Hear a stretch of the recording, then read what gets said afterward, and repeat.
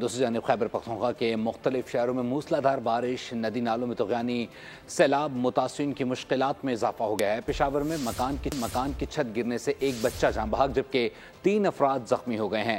مانسہرہ میں شارع Kaghan land sliding کے باعث مکمل طور پر بند ہو گئی ہے۔ محکمہ موسمیات نے مزید شہروں میں بھی بادل برسنے کی پیشگوئی کی ہے۔ خیبر پختونخوا میں پھر موسم ستم ڈھانے لگا۔ طوفانی بارشوں سے نظام زندگی درہم برہم ہو گیا۔ ندی نالوں میں طغیانی سیلاب زدگان کی مشکلات مزید بڑھ گئیں۔ پشاور میں دھواں دھار برسات، مختلف علاقوں میں اربن فلڈنگ، بڑنی نالہ، پیر بالا اور درمنگی کے مقام پر سیلابی صورتحال۔ پانی کی سطح میں مسلسل اضافہ، درمیانے درجے کا سیلاب ریکارڈ کیا گیا۔ نشیبی علاقے متاثر ہونے کا خدشہ، قریبی آبادی کی محفوظ مقامات پر منتقلی جاری۔ سیلاب سے تباہال بنیر میں بھی موسلادھار بارش، عوام خوفزدہ۔ خیبر پختونخوا کے علاقوں باڑہ، جمرود اور گرد و نواح میں پانی گھروں اور دکانوں میں داخل۔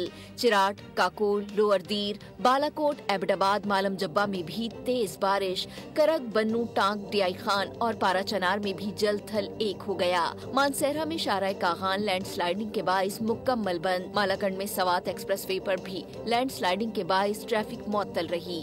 محکمہ موسمیات نے موہمند، کوہاٹ، ہنگو، نوشہرہ، چارسدہ، لکی مروت اور وزیرستان میں بھی بارشوں کی پیش گوئی کر دی۔ سبسکرائب کریں اور بیل دبائیں تاکہ کوئی خبر رہ نہ جائے۔